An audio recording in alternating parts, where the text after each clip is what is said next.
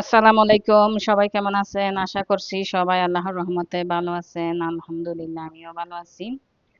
তো প্রতিদিনের মতো চলে আসি। আজকেও কি কি রান্না বান্না করব না করব সবকিছু আপনাদের দেখানোর জন্য আর কি। যেহেতু আমি প্রতিদিন শেয়ার করি আমি কি কি রান্না বান্না করি না করি।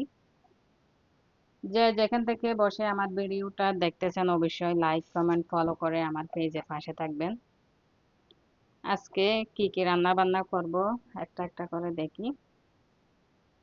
এদিকে একটা মিক্স সবজি কেটে নিলাম। মিক্স এর মধ্যে আছে কাঁচা পেঁপে, তারপরে দিছি আলু, কাঁকরোল দিছি, তারপরে দিলাম পটল। এই যে পটল। এই মিক্স সবজিটা না ভীষণ মজা হয়। আমরা কিন্তু সবজি আলাদা আলাদা করে মনে করেন পেঁপে আলাদা করে, আলু আলাদা করে, পটল আলাদা করে ওভাবে রান্না করি না। মিক্স করে রান্না করলে ভীষণ ভালো লাগে আমাদের কাছে। এই মিক্স সবজিটা কিন্তু শুটকি দিয়েও মজা হয়, আবার চিংড়ি মাছ দিয়েও ভালো লাগে। আজকে আমি চিংড়ি মাছ দিয়ে রান্না করব। শুটকি দিয়েও রান্না করি প্রায় সময়, আপনারা তো দেখেনি। তারপরে সবজির সাথে দেব এই যে হাঁসা বিচি। এই হাঁসা বিচিটা না ছিলে আমি রোদে শুকাইয়ে রাখছিলাম। রান্নার একটু আগে, আধা ঘন্টা আগে বের করে পানিতে ভিজিয়ে দিলে আগের মতো হয়ে যায়। এভাবে সারা বছর ধরে খাই আর কি। শুকিয়ে রাখি, সিলে তারপর রোদে ভালো করে শুকিয়ে তারপর বয়ম করে রাখি দিই। পুরা 1 বছরের মতো ভালো থাকে।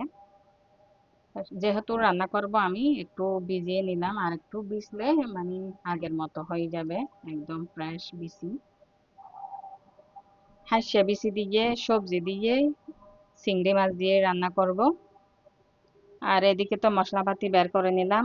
এটা হচ্ছে পেঁয়াজ, এদিকে হচ্ছে এটা হচ্ছে টমেটো পিউরি, এটা নারকেল বাটা, আদা আছে, কাঁচামরিচ বাটা আছে। কাঁচামরিচ বাটা দিয়ে অবশ্যই রান্না করবো সবজিটা, সেজন্য কাঁচামরিচটা বের করে নিলাম।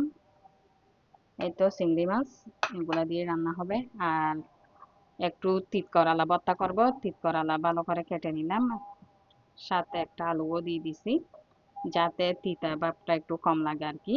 ভালো করে সিদ্ধ করে পানিগুলা সেকে ফেলে দিয়ে তারপরে কাঁচামরিচ পেঁয়াজ কুচি দিয়ে ভর্তা করে নিব, খুবই মজা হয় এই তিত করলা ভর্তাটা।